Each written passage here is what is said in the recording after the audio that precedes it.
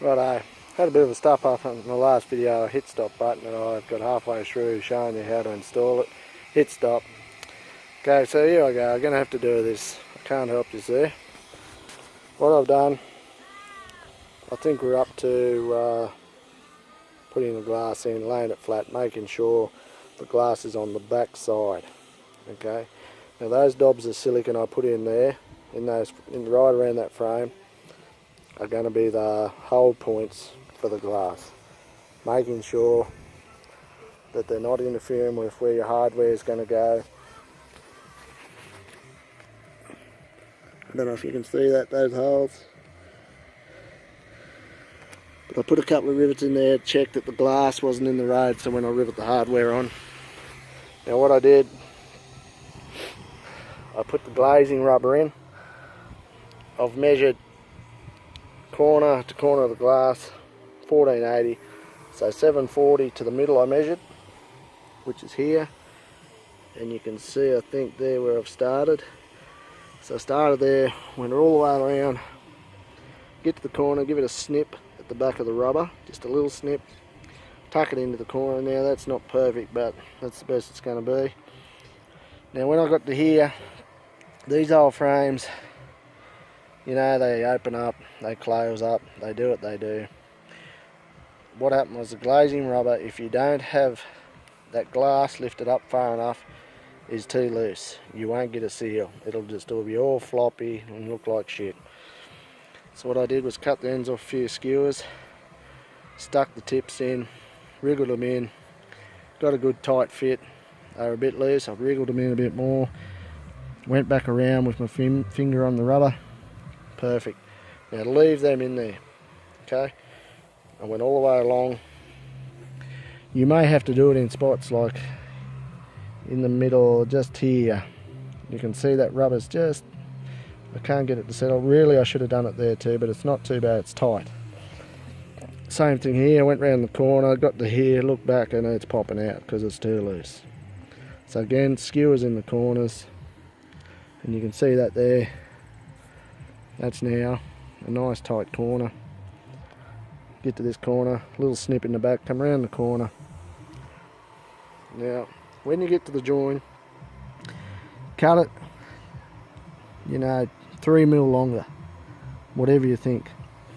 Put it in there, get it right, and if it's too long, if it's absolutely annoying you, cut it the smallest amount off at a time. Now all I do is I get to here, and I put another dollop of silicon in there, push that in, and that's going to hold that seal both sides from popping out, okay? Because these will probably shrink, so I like to leave a little bit longer and tighter. Now you can see here it's sort of coming out a little bit. That's because it's a little bit too tight, but I'm going to leave it that way because it's going to shrink.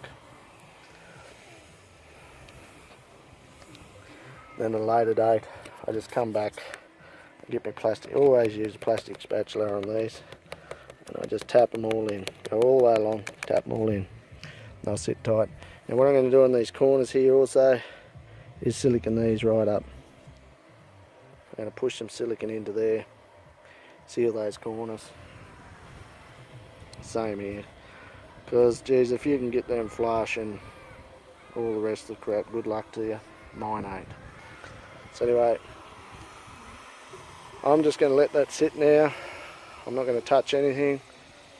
I'm going to let that silicon go off. That glass will be sitting in the right position, and then I'm going to come back, flip this over, and just put a little bead around the inside.